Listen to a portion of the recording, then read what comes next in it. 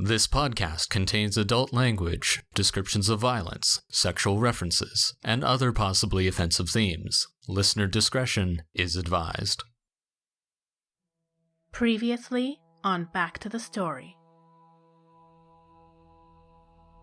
The contact is one called Coyote.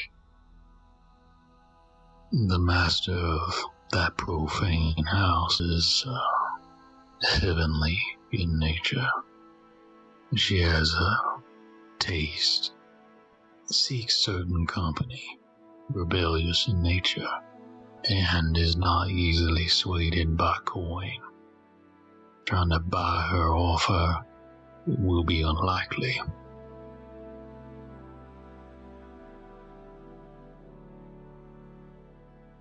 Okay, well, we'll let him jump back in, and we'll come back to the story here.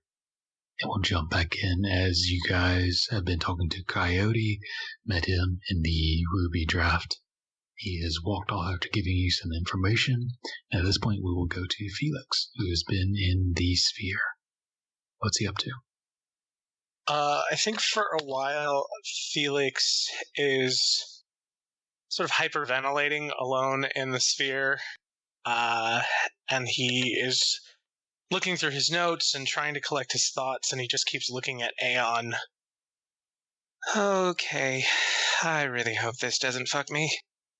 And he will kneel down and start meditating and call Aeon over like a Cerebro helmet, and he will go into the information world. Do you feel that same immense wells of information flood from Aeon into your mind as they join? Overwhelming at first, Aeon begins to try to sort through it. And I am going to look for myself. Make an investigation check. Okay. You know what? I'm pretty good at it. I want to use my advantage, but I'm not gonna. That is a 15. Okay. You do some searching, hopping from these floating rocks that Aeon kind of forms as a way to understand and comprehend this wealth of information. And after some time, and time is always a strange thing in this place, you find a rock with yourself standing. I'm just going to kind of reach out to it and focus on any one memory. Like, I think I'll go to the childhood library of my home and just try and focus on that place and that one memory. Kind of like I found Walker in that one frozen instant. What does this place look like? I think it's a little bit gaudy. A kind of giant stone hall with a lot of kitschy knickknacks and furnishings. Music that my mother is playing fills the hall kind of idly. And that brief bit of irritation with her for the constant noise is familiar. But just shelves and shelves of books. And I'll kind of just run over to one and pull it out and open it up and see myself screaming at Ellery in the copper sail, and then close it and pull another one and see me talking to Walker not long ago, and just verify that I'm not feeling the familiar pulsing of others trying to overtake my mind in this place. Give me a wisdom check. Ooh. Okay. Oh, no, that's gone. 12. Okay. You search through this library for some time, finding various memories off the shelves of these books, memories of your home. And at some point, the entrance, the doorway into this library of your home, your childhood home, You wander through it and find another replica. Same thing on the other side, more books, different memories. I look through them. Are they mine? These are. I think I will just begin reviewing everything I learned with a clear head, going back through all of the prophecies that we touched on and figuring out the scales. And then at a certain point, as Amson is transcribing the conversation, I think he just appears in the library to me. And there's that brief moment of, okay, that's how this works when I'm in here. Okay. But I will support them from inside, trying to figure out what the fuck we do now. Okay. So as you conduct research in your own mind palace, so to speak, we'll pop back out to the rest of you who are in the Ruby draft. Coyote has just walked off. He's written on a small piece of paper instructions on how to get to this place and some basic information about the tower. To the left is the ballroom. To the right, lower floor is the lounge. Right upper floor is the quarters for her family, and the central area is her shrine, leading straight up the tower to her master's chambers.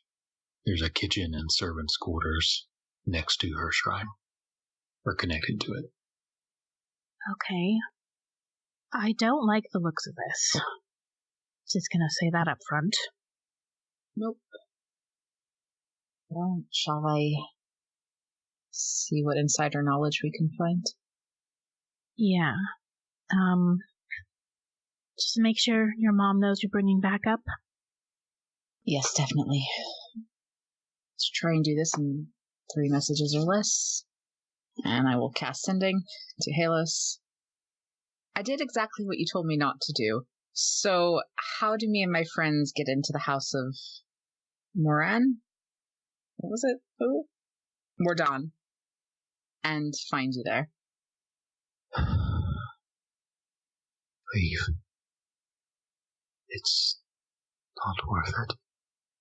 And I don't know, besides that, it's guarded, and the master seems to see all. Just leave. She doesn't know. It says that the master seems to see all, though. But she is there. Yes. Where inside is she, and how is she bound? That's my next question. And I'll cast it again. Before you do, if you can, reassure her we have a way out, regardless of whether or not we get her. It will comfort her. Yep. We can leave at any moment, but I'd like to try and bring you with us. How are you bound? Where in the house are you? Is there a way we can meet you outside? There's a long silence.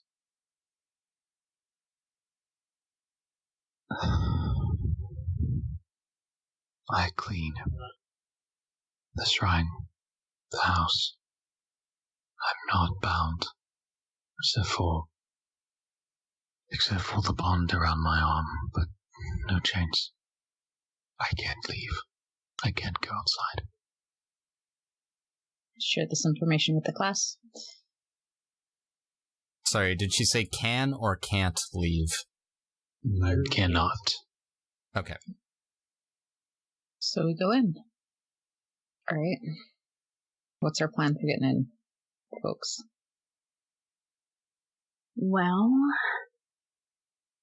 she can see through our disguises, presumably. Right. Ball, you had a thought? I know that it has protections from magic, but why can't we just go to the top and walk in? I think those are magical protections against people just going to the top and walking in. That was how I understood it. Besides which, I think we want to avoid the top. Anyway. We don't want a confrontation with this master of the house, if we can at all avoid it.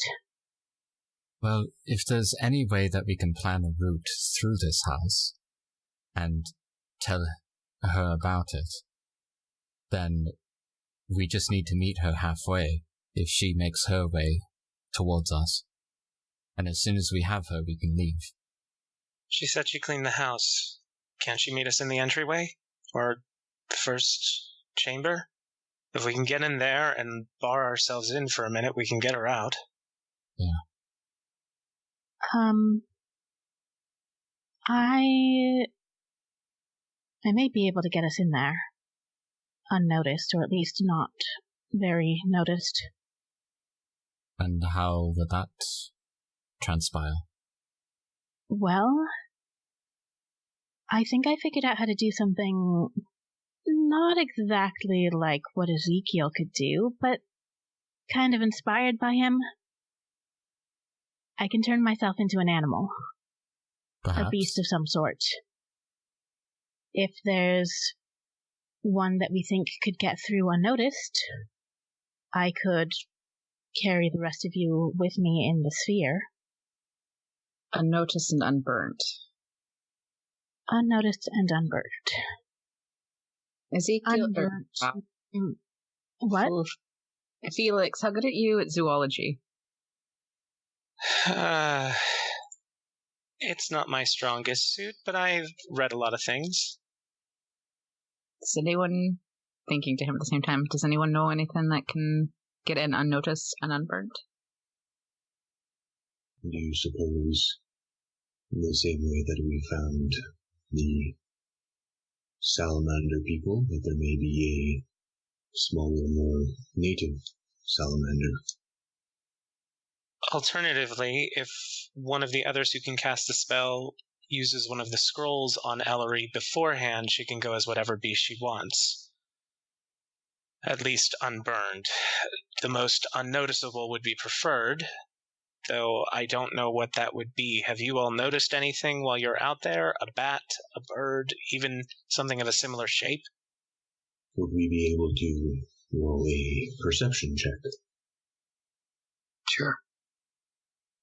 Like, obviously we weren't intentionally looking for it, but maybe just we noticed it in passing. I'll say roll them at disadvantage since you weren't, like, purposely trying to find animals. 4. 17. 3. Okay. Sounds like 17 is the highest.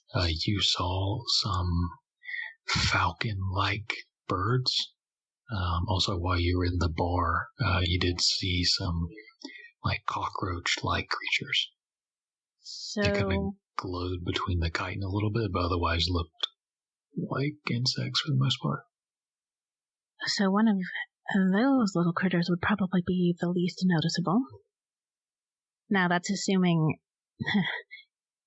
if I do get noticed, I might get stomped on immediately. But, I guess who's cleaning the house? true. I think that's the best idea we've got right now. I think so too. So I can turn myself into one of these, or I could turn one of you.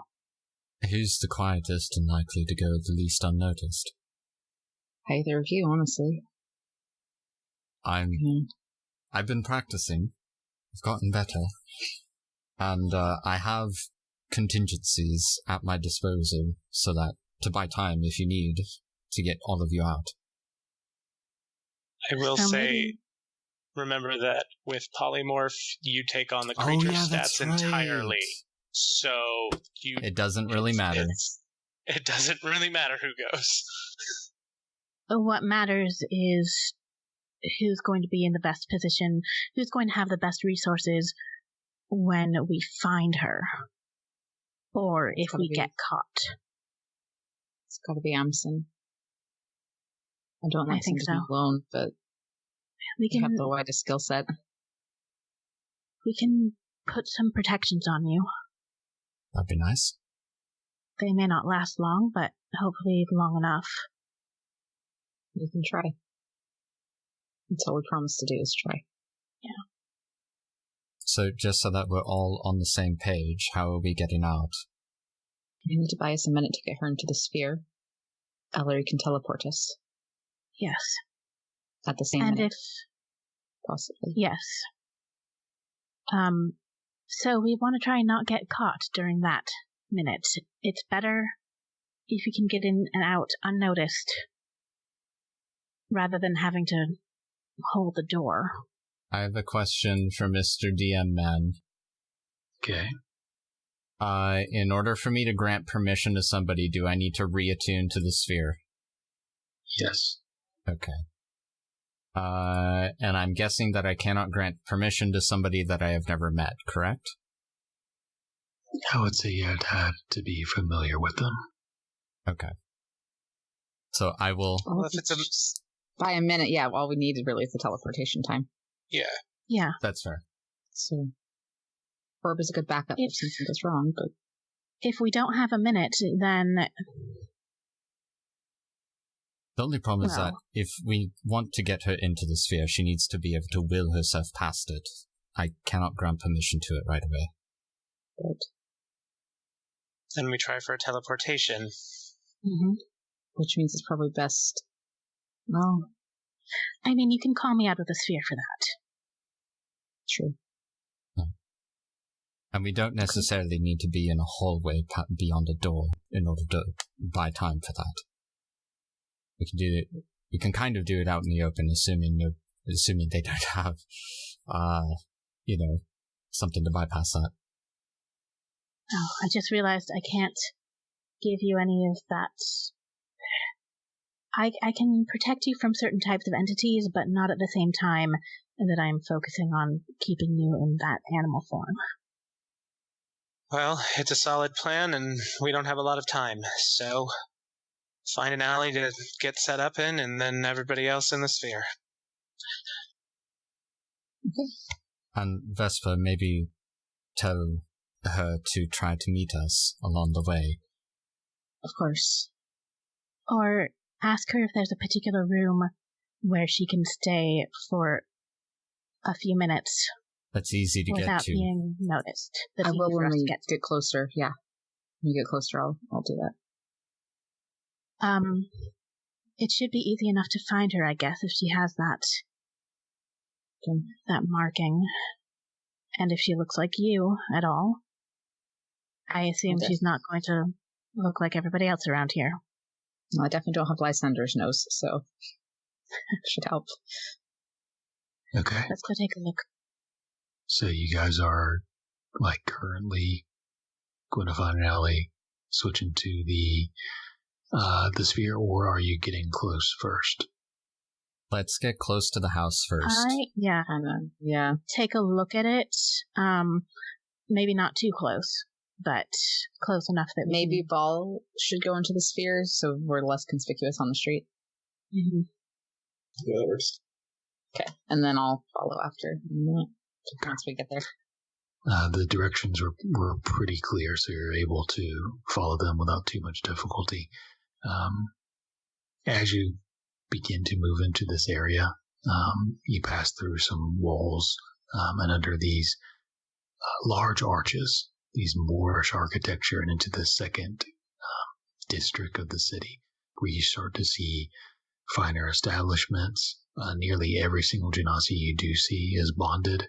You're starting to see more freed, as well as more patrolling of freed as well. You see finer looking manors and towers, and eventually you head towards that hill where this profane house is supposed to be. You see a garden surrounding it, gated, with those spiraling tree-like plants and various statues. And on the top of the hill, you see the structure. Large 2 or 3 story blocks to the left and right, a courtyard in the center where you see something moving around, even from here, and a few other areas before the tower goes straight up. for 250 feet or so, where you see balconies at the very top. The building is of marble and gold. You see a few Afreet kind of standing outside the main entrance to the garden. I will cast sending again to Halos. We're outside the tower. I'm sending two of my friends in to help inconspicuously. Is there a room where you can hide out for a minute where we can get to you? 1 minute. There's no response. I'll wait a little longer. She's not saying anything. Maybe she's somewhere where she can't speak safely. If there are arcane protections, maybe she's in a room where you cannot speak with her. I hope not. That means Amson can't get in as a cockroach. It would be like the prison all over again. If we were to enter an area with the sphere where magic is not allowed, would we all be pushed out? I don't believe so. We were trapped inside before. Her voice comes through. Watched. Cleaning the shrine. I'll try to slip away. She's in the shrine room right now. Being watched. How many more messages do you think you can send to her? One. That's all I've got. And that means none of us better die. That's too much of a risk. Yes. I was going to say tell her to watch out for one of those bugs, but... We should do this. She's going now. Yes, so we... Amson, you get in, find her, and follow her. Then... Alright, Vesper should cast Protection from Energy. Mm-hmm. Then Ellery should cast Polymorph. Then you both get in the orb while Amson starts. Oh. What? I can't cast Polymorph on Amson from inside the orb. That's why you get into it afterwards. Can I? Yeah, you just concentrate? Well, but it kind of gets absorbed into him. You have it in your pouch. All of us do. Oh, this is weird. Yeah. I had that magic item makes things real fucked up. So it doesn't matter where it is on him, it's still in your pouch. Oh, that's weird. Yep. Well, while you're magic, while you're mentally digesting that, before you polymorph me, I'm gonna cast Mage Armor on myself because it's not concentration. And I'm also going to cast Freedom of Movement on myself, because that's also not concentration. Smart. I will cast Protection from Energy, and I will give Amson a big kiss, and press my forehead to his. Thank you so much. You know I'd do anything for you. Then be safe. I can definitely do that. I want her safe, but losing you would hurt worse. I'll do what I can. And if things go terribly, I will let you know, and you can jump out. Okay. Kiss him again and then get into the orb. Okay. And then Ellery casts Polymorph, turning you into this slightly glowing cockroach before disappearing through her pouch into the orb. That is so weird. Just cockroach boy. Make and I kind of imagine... Who? Go ahead. When please describe your spell. I forgot this is the first time you use it. I kind of imagine when he transforms, he kind of turns into this sort of vague, dark blue, almost shadowy shape that then shrinks down and solidifies into this little bug form. And before he rolls that intelligence check, can Felix still communicate with Amson? Do I still feel that reminder, because I will be reminding him of what he is supposed to be doing should I be able to mind talk? Through the pouch, right? Or through some of the mean? It would be through the pouch. You know more about animals and equipment sucking into them. Is the equipment still viable? I know with Wild Shape, it technically they all become part of you, so you still have them on you. I don't know if it's different with Polymorph. Give me a minute to see. My computer's super slow. Actually, let me look it up on my phone. I put it into Roll20 chat. It's the target gear melds into the new form. The creature can't activate, use, wield, or otherwise benefit from any of its equipment. Okay. Yeah, otherwise benefit sounds like a no. Okay. Yeah. So you can try, but otherwise, make an intelligence check. So roll a d20 and then subtract 5 from it. Oh boy. No proficiency or anything like that. You are a cockroach now. Okay. And I guess we'll just use those stats. I'm going to use my DM inspiration from our goals. Good call. Oh, hey. Okay. That's a really good natural number. -5 really sucks. Yeah, I'll go with it. Natural 16 for 11. 11. Okay. House, find, person. Bzz, and you fly towards the house. You fly across the garden, where you see these spiraling, strangely breathing, like gills or lungs, stalactites of trees, with no branches, past statues and rock formations to the house of gold and light marble itself. There is gold wrought fence. Inside is a large peacock that is kind of prancing around in this tiny courtyard where you see the main doorway there. What were you doing again? I'll crawl underneath the door, I guess. I'll try to. Okay. As you start to move across this courtyard, let's see.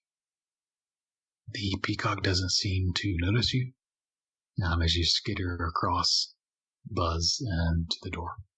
The doorway is heavy of gold and bronze, intricate and ornate, shiny, as you skitter under.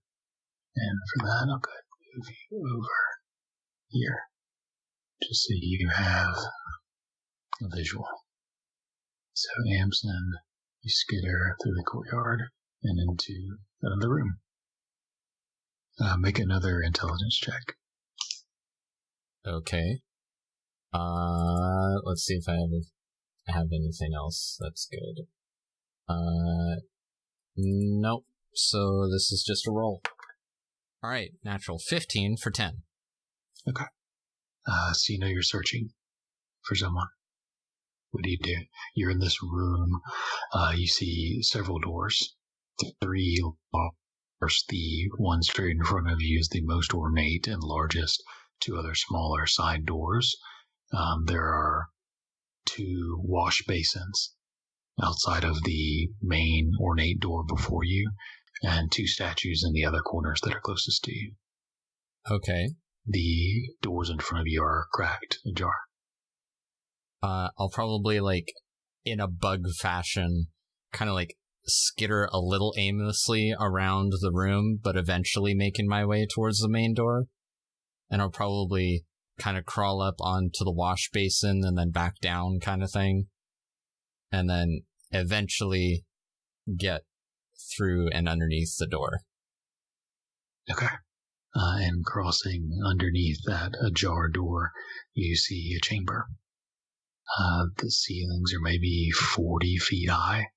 There are columns to left and right, lines of them that lead up on each side of this marbled chamber. There are stairs ahead of you that lead up to a raised platform where there is a pedestal that raises up maybe 20 feet above. Looking up around the room, there's also a hole in the ceiling. No stairs or rope or ladder or anything, just a hole in the ceiling.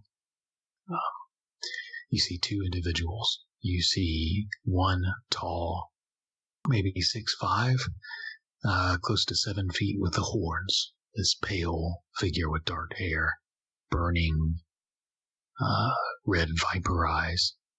These horns, jagged, that rise from her forehead, in dark plate armor, a long bow, and a large sword on her back, just kind of arms folded, leaned against the platform behind her. The other is a light blue figure, with nearly white-gray hair, pulled back in a bun. She's in simple clothes, with a gold armband on her right arm, and she's currently cleaning the floor. Okay. She has a scar on her forehead where a mark has been carved into it. Can I very slowly, I can see that there's like pillars around here.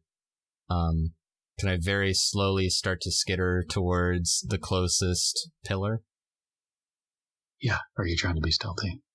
Yeah, I'll try to be as quiet as I possibly can as a super tiny, it's insignificant beetle bug thing. Make a stealth check at advantage. Okay. Since you are so tiny. That's good that I had advantage, because one's a natural 1, the other's a natural 15. So if we're going by the stats of this thing, it's +0, so 15. Okay. You can skitter over to the column. The armored, horned figure doesn't seem to notice you. Okay. Is the cleaning lady making her way this way or closer to the stairs? She's cleaning at the base of the stairs. Okay. I'll kind of quietly go towards the second pillar that she's pretty close to. Okay. And I believe, I'm trying to remember, but I believe you guys told her that you were sending someone discreetly. Okay. But not specifically how. Not specifically a cockroach, yeah. Okay. Okay. So as this little glowing cockroach approaches her, she kind of looks at it, flinches for a moment, and then looks back towards the guard and begins cleaning again, darting her eyes back towards the bug, trying not to react to it. So, can I just sit there in plain view of her and not move? You sure can. She kind of just looks, gives these dashing glances to you. Can I do something really weird? You know that gif of that spider that lifts its legs and then like dances side to side? Can I do that? Yeah, give me a performance check just for the heck of it. Which is -4. Which is, this is the least charismatic that Amson's ever been in his life. That's a 3. 7 -4. You kind of like shuffle side to side for a bit. And she kind of looks at you and then looks towards the guard with her eyes. I'll like crawl towards the pillar so that the guard can't see me, or at least that I can't see the guard, and then I'll start crawling quietly towards her. Okay, easy enough. So she's kind of like cleaning the floor and is almost at eye level with you on the column, but where the guard can't see you. And then can I just like crawl up, kind of, I guess if she's cleaning on the floor, can I like crawl up on like near her hand kind of thing? Yeah, she'll put her hand out.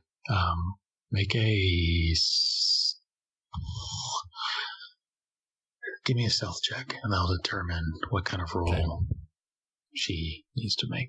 Is this again with advantage? Yeah, I'll say it with advantage. Since you're tiny and have given nothing away so far. Cool. So one's a 12, the other's a 17, so 17. Okay. So you crawl up her hand, as she kind of pulls it closer to her. And she's not sure what to do. Eyes are kind of darting between you and the guard. She takes the wet rag she's been using and kind of rinses it, squeezes it into the bucket before lifting the bucket and begins to walk out. Play it chill as hell check. What is her charisma? Xander was always the charismatic one. She stands up with the bucket and the rag. I have to. And then she begins to walk out. She gets about 10 feet towards the door before the guard speaks up. You go and gather. I need more water to clean. I see water there. I need unsoiled water. Can you give these? Okay. And the guard, fine. And Halos, the chamber. The guard takes a few steps forward as well, exiting the chamber but not following as Halos exits the room and enters into another room. It's actually the other one, where there appears to be like a kitchen, some supplies, and she puts the bucket on the counter, closes the door behind her. She puts, or tries to gesture for Cockroach to get on the table and like immediately looks at you. We have maybe a minute before she walks in here. Okay. Or I have to walk out. Make an intelligence check. Sure. Because I was going to make a stupid decision anyway. Oh. -5. Yeah, for some reason I'm rolling well, unfortunately. So that's a 10. 15 minus 5 is 10. Okay. Yeah, you're free to act. Alright. Well, I'll do this. She said we have a minute, so we have a minute. So I'm going to suicide jump right off the table. Back first onto the ground. Okay. Okay, we'll say it. As the beetle suicide jumps, slamming onto your back and head, and Halos is just looking in horror as Amazon forms into view. As I'm laying on the ground, I'll just be like, in my head, I'll say, all right, everybody out. And to her, I'll be like, hey, you're Vesper's mom. Right? No, go ahead. No, that's it. She literally just says, we're all getting out of the sphere, I think. Yeah, are we all? like, yeah, okay. Stop patting I am. Vesper. Like, he's back, we can go. You dropped seeming on us by now, right? I'm guessing. That's a great question. It's not a concentration spell, so I don't know if I can. I don't think he can. I think you can as an action. The spell lasts for the duration unless you choose your action. Use your action to dismiss it sooner, so I'll dismiss it. Fine. That's not fun. I want to see her. So, 1 round to kill himself, 2 rounds for all of you to get out, and now you've popped out and Vesper, you see Halos. Are we aware that he's about to kill himself so we can jump out? So we can You are not aware. Wait. No, afterwards. Yeah, I can't communicate anybody to anything while I'm a bug, so. So you're out now. Felix, can you lock that door? Yep. I will pull out my arcane lock scroll and seal the door. And I am starting to set up that teleportation circle immediately. I'm just gonna hug my mom. That is 10 10 rounds, I believe. A minute. It's 1 minute. For the teleportation. Okay. Mm-hmm. The ball will just stand in front of the door looking tough with his oven at the ready. All right. And Halos kind of looks around shocked, but eventually sees Vesper and runs over to you and throws her arm around you. She's tall, about your height. She's in her maybe mid-40s or 50s. It's really hard to tell. She looks younger. There's just a few like crow's feet that kind of gives it away. She's very lithe, light white, kind of gray hair, light blue skin, large eyes. Her hair is kind of always wisping, even when it's tied back in a bun, as she just wraps her arms around you. And she just kind of whispers your name in, not Ignan, but something you understand. It's pronounced in the way it was always supposed to be pronounced. Just hugging her back, and I think just kind of as quietly as I can, crying into her shoulder. We're gonna get you out of here. We're gonna go home. Ellery just needs 1 minute. And you can feel the warm tears on your shoulder as well. And she kind of pulls away and grabbing your shoulders and kind of getting a good look at you. I haven't seen you since you were a child. You know, while we're doing this, I know this is a weird time for introductions. This is Felix. He's amazing and really brilliant. Kind of my friend. This is Ball. He's been like a brother to me. This is Ellery. She's amazing. She is like my sister. She's one of my best friends. And this is Amson. He is my heart. He is my everything. He's the one who found you.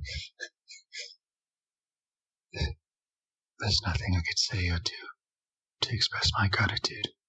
Thank you. Since everyone kind of leapt out of a sphere, everyone roll stealth checks. Roll at advantage because you kind of knew this was happening. You were prepared. Roll some stealth checks for me, especially like quietly trying to inscribe a teleportation circle. 21. 20. My stealth check is standard because I have half plate. Since I got a new expertise, that's a 29. Yeah. 16. Even Ball did really well. 13 for Ball. And if it matters at some point, I guess once you're done setting up the door thing, Ball will kind of motion to let himself get in the way. Ellery, are we going back to Ember Shore? Ellery just nods as she's continuing to write these markings on the ground. Okay. So there's 10 rounds. Ellery is basically taking her 10 rounds. Vesper and Halos were kind of shaking. Are there any kind of like final round stuff you're doing? Or just waiting on Ellery to finish? I mean, no reason not to buff. We're in for a little bit of a heist. So, best buff I guess Ball will just do protection from, I don't know if that does anything for us. Does protection from evil and good do anything for us with the creatures we come in? Fiends and celestials. Yes. Yes? Yeah, okay. yeah. Perfect. Okay, so then Ball will cast it on himself and then kind of encourage himself to be the one in front of the door in case anything happens. Felix is going to do a detect thoughts, standing right beside Ball, trying to get a sense if the creature comes within range and I start hearing anger. Okay. Several seconds go by. Ellery, you're getting close to completing, when Felix, you feel kind of this annoyance emotion come over, and it's coming closer. The footsteps towards the door. And Ignan, those of you who understand it, you hear, "What's taking so long? Slave, gotta," and you hear on the door. The doorknob is twisted. How does arcane lock work again? I put it in the chat, so Oh, there it is. It becomes locked for the duration, and the DC to break it or pick it increases by 10. So whatever its base locked quality was is then harder to break. Okay, so there was no lock on this prior, as it's just a kitchen. So she rattles the doorknob, finds it's locked, and begins trying to break it down. Can you also iron door? Can we all hear that the door is being, tampered with or tried to? Yes. Okay, can I run up to the door and then just, keep my hand on where the iron door patch is? And as soon as that door starts looking weak, I want to rip it off and place it right in the entryway there. Okay. So you're go ahead, Ball. Sure. Ball's just, as soon as Ball can see anybody on the other end, he would like to cast a spell, but just throw that out there. Okay, so you're prepping a spell. So almost immediately after the door is rattled, you hear the guard yell, alarm, indignant, and there's a sudden force as she slams her shoulder against the door, and immediately the arcane lock breaks open as the open door slams forward towards Ball. Can I then take the patch off, rip it, and then place it right in the entryway there? And can yeah. I cast a spell? You can't. She's on the other side of the door. I mean, you can try to push it out of the way. So she's broken the door, but it's still free between you guys. Okay, that's fine. If I can't see past the door and Anson's able to get another door up in front, then that's fine. I don't know if this iron door has a peephole. I don't believe it does. From what I remember of the description is that it's an iron door and there's a bar on the side, on whatever side I choose. Obviously, it's going to be my side. And it's ridiculously strong. I'll see if I can find it though. All right. So the door is torn off the hinges, but before this guard can make it through, Amson, you tear off this patch and suddenly this iron door is slammed in place of the previous door. You hear again as the individual on the other side is trying to break open this door. Ball's going to try to support the door, since he probably should have done that the first time around, and just try to put his weight against it and kind of counter whatever it is the other one's doing, trying to break the hinges. Does the iron door give a specific DC? I imagine it says pretty good. It's up to 10 feet wide, 10 feet high, barred on one side of my choice, which I can place in an opening you can reach. It conforms to fit the opening, attaching and hinging itself. That's all it says. Okay. I presume the DC is pretty decent. So you hear slamming against this door. And it's shaking, but it's not breaking. Just seeing if she has any abilities. Just gonna pull Halos over to where Ellery is, as close as we can get to the circle. And I will throw a sanctuary on Halos. There is go ahead. I can cast Beacon of Hope. It's going to be my last big spell, but if we're heading out of here... No? Okay. Another strong thrust from the other side as the iron door breaks back, slamming it into you, Ball. Make a strength check. Or an athletics. A 16. So she breaks down the door and then pushes inward. You now see this tall, devilish Aaron Yes pushing this iron door with Ball on the other side, pushing it back, forcing herself into the room, looking around as Ellery is finishing the teleportation circle. Can I cast something real quick? You can. Sacred Flame on this bitch as she walks in. Okay. Which is a dexterity saving throw. Is Ball able to do anything as well, or is his action basically holding the door down? All of you are going to be able to do something. So, Ellery, you're finishing the teleportation circle, I presume, unless you want to stop and do something else. No, I am finishing that up so we can get out of here as soon as possible. Do you say dex save? Yes. That is a 16. Just makes it. That's exactly what she needed. Okay. So the sacred flames rush towards her. She kind of quickly holding the door, the two hands kind of ducks under it, shifting her weight. Ball, Amson, Felix. Felix is my teleportation circle finishing now? If you take this action to do so. Yeah, so I say, everybody in. Okay, so you're finishing the last bit of the circle as the last of the rooms light up, opening up this circle. What are you guys doing? So Vesper, you fired a flame. What do the rest of you do? Can I also move at that turn? Can I get into the circle and go? Yeah. Ball, did you have something? I heard you try and say something. I wanted to cast Whole Person, but I'm just trying to remember whether or not it only works on humanoids. It doesn't work on fiends. Maybe. Yeah, I mean, I've got something I can do. If you want to go first, maybe that'll help me decide what to do. All right. Felix would like to cast Dissonant Whispers on her, which is a wisdom saving throw. 16. Fails. She immediately will use her reaction to move up to her speed as far away from me as possible.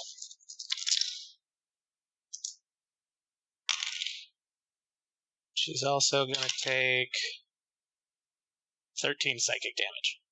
Does moving away provoke an attack of opportunity? No, sadly. I looked this up. It is not technically willing movement, so the sage advice says no. Or no. It doesn't trigger Booming Blade, but it does trigger an opportunity attack, I believe. Okay, attack of opportunity if you want it. As she's running away, you see someone standing behind her. I see someone standing behind her. Well, I don't know if I want to go killing people if we're just going to leave. Yeah, but we need to go. Yeah, I'll just not attack. I'll save my reaction. Okay.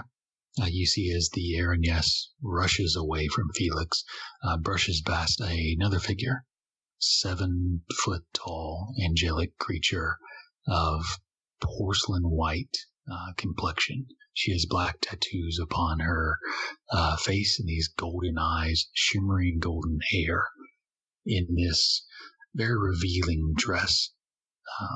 She has a long sword in one hand and chains wrapped around her other hand and an anchor in that hand as well. And she smiles and drops the anchor to the marble. Looking you down, so Ball. Right, can we get in this fucking circle? Ball, Amson. Yeah, I'll walk over there casually. Ball goes prone and crawls into the circle. Yeah, I think if we're all good to go, Ball's gonna just back up. Goes backwards, kind of eyes on her while he backs up into the circle. Okay. So you guys rush back towards the circle as this angelic figure moves into the kitchen. Turning to see you all, you feel this sense of awe and shock begin to come over you as the light flashes and you guys disappear. You tumble, toss, falling, finding yourselves in that room once again beneath the library of the Norbel Manor with Halos in tow. I grab Ellery and kiss her on the cheek. God. Holy shit. We got her. Holy shit. What time is it?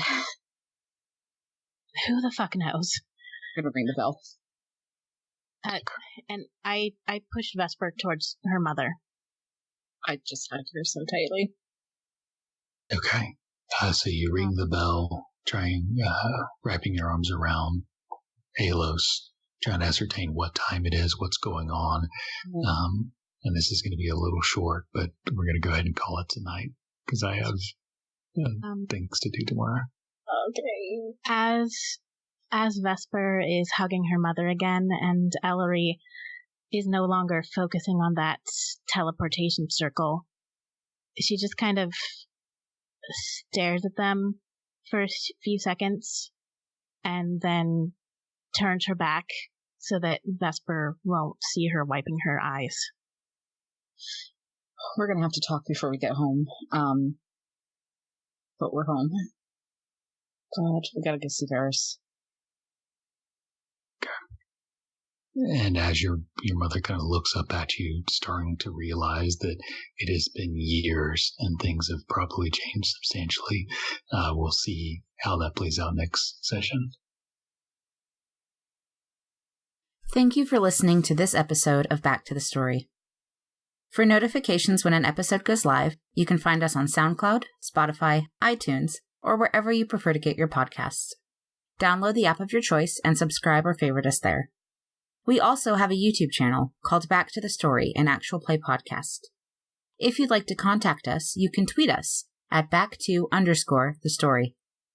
If you can't fit it into 280 characters, you can always email us at thebonfirefables@gmail.com. And if you'd like further information about the campaign, the player characters, NPCs, or behind-the-scenes sneak peeks, follow us on either Twitter or on our Tumblr, back-to-the-story.tumblr.com. Lastly, if you'd like to support the show, feel free to buy us a coffee at ko-fi.com/backtothestory. We'll see you next time in Norithville.